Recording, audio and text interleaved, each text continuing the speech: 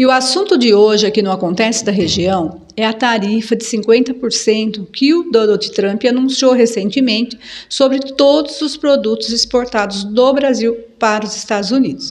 E para falar sobre esse tema, que implica inclusive aqui na nossa região, né, a gente tem várias empresas exportadoras, eu estou com o economista Fábio Esguícero, que é diretor do Sicoob 4474 aqui de Lençóis, e também professor da IT de Bauru. Fábio, nesse cenário de incerto, nessa mudança que foi do dia para a noite, vamos dizer assim, né? Como é que você avalia essa situação hoje, né? Porque não dá para a gente pensar muito distante. Exato, Conceição.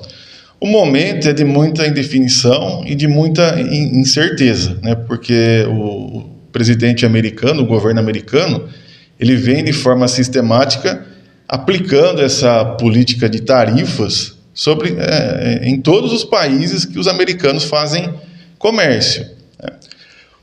Como a economia americana é uma economia muito grande, muito forte, né, muito dinâmica, o mercado, a indústria americana não consegue suprir a demanda dos seus consumidores. Então, eles importam um volume elevado de matéria-prima de outros países, né? E a lógica dessa produção e dessa troca de bens entre países, né, exportação e importação, é que o país ele exporte aquilo que ele acha, aquilo que ele verifica, né, que ele é mais produtivo, que ele consegue produzir a preços mais baixos, né?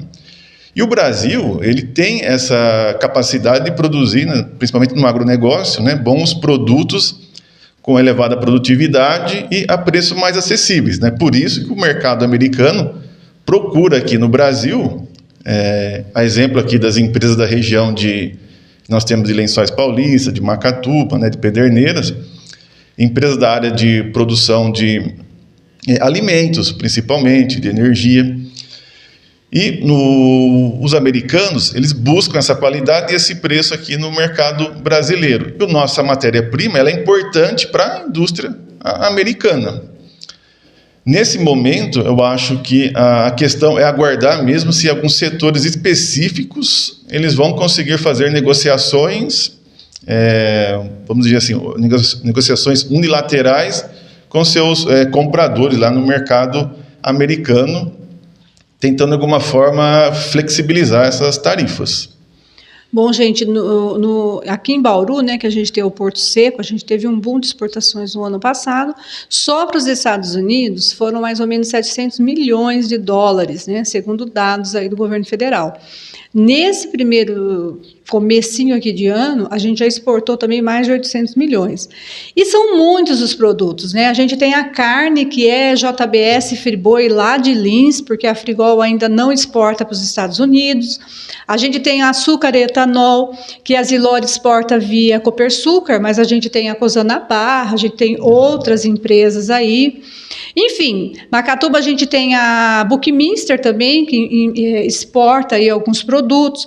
Pederneiras, principalmente, né, um dos principais itens aqui da região de Bauru é o maquinário pesado, que sai da Volvo. E aí, assim, a preocupação de uma maneira geral, né, os empresários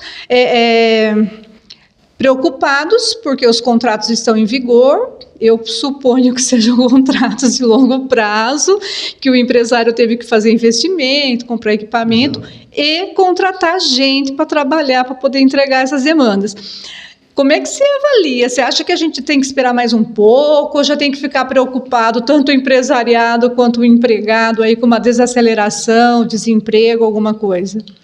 Bom, do ponto de vista do empresário, com certeza, né, ele já está muito preocupado, né, porque o empresário, principalmente esses empresários, essas fábricas que exportam, que visam o mercado exterior, ele precisa se planejar de uma forma muito antecipada, pois você falou, são contratos que têm que ser firmados com seus clientes externos. E tem também a questão cambial, né, a questão do dólar, né? Então você tem toda uma preocupação em produzir, ter matéria-prima aqui no Brasil para produzir, colocar mão de obra, finalizar o produto, colocar numa estrada, embarcar num navio, né, cruzar o oceano e chegar ao seu destino. Então, isso não acontece do dia para a noite. Então, o planejamento ele ocorre de longo prazo. né?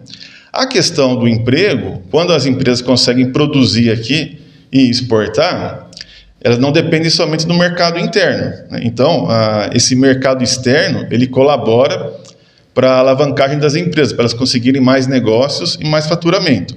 Com isso, elas vão gerando mais postos de trabalho.